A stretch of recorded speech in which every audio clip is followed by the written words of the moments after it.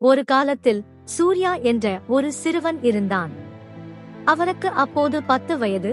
அவன் தனது தந்தை ராஜேஷ் மற்றும் தாயார் கவிதாவுடன் சென்னை, கோயம்பேட்டில் வசித்து வந்தான்.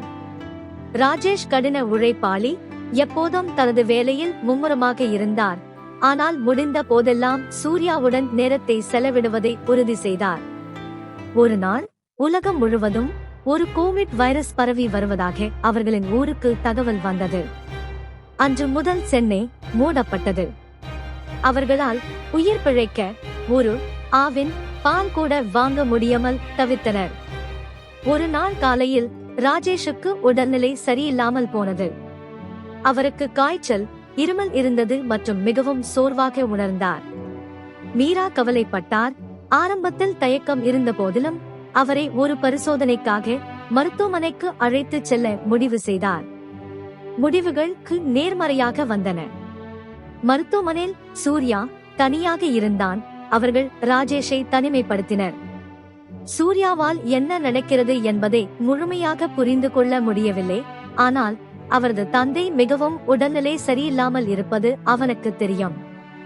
நாட்கள் செல்ல செல்ல ராஜேஷின் நிலை மோசமடைந்தது. மருத்துவர்கள் எல்லாவற்றையும் முயற்சித்தனர். ஆனால் வைரஸ் அவர்கள் எதிர்பார்த்ததை விட வலுவாக இருந்தது. ஒரு நாள் மதியம் சூர்யாவுக்கு அவரது தாயிடமிருந்து செய்தி வந்தது. அவரது தந்தை மோசமான நிலையில் இருக்க. சூர்யாவின் இதயம் மிகவும் துயரமடைந்தது. வார்த்தைகளை எப்படி கையாள்வது, வலியை எப்படி புரிந்து கொள்வது என்று அவனுக்கு தெரியவில்லை. அன்று இரவு சூர்யா தனது படுக்கையில் படுத்துக்கொண்டு சிந்தனை செய்து கொண்டிருந்தான்.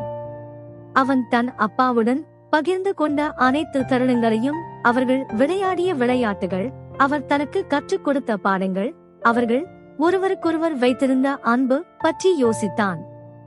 திடீரென்று மருத்துவமனையில் இருந்து ஒரு அழைப்பு வந்தது. ராஜேஷ் இறந்து விட்டதாக மீராவிடம் சொன்னார்கள். சூர்யா மனம் உடைந்து போனான். மறுநாள் இறுதிச் சடங்கு சிறியதாக குடும்பத்துடன் நடந்தது. சூர்யா முதலில் அழவில்லை. அவன் உணர்ச்சியற்றவனாக இருந்தான்.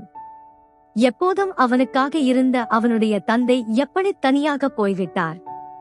வாரங்கள் கடந்தன. உலகம் தொடர்ந்து சுழன்று கொண்டிருந்தது. ஆனால் சூர்யாக்கு காலம் நின்றுவிட்டது போல் இருந்தது. அவன் ஒவ்வொரு நாளும் தன் தந்தையை மிஸ் செய்தான்.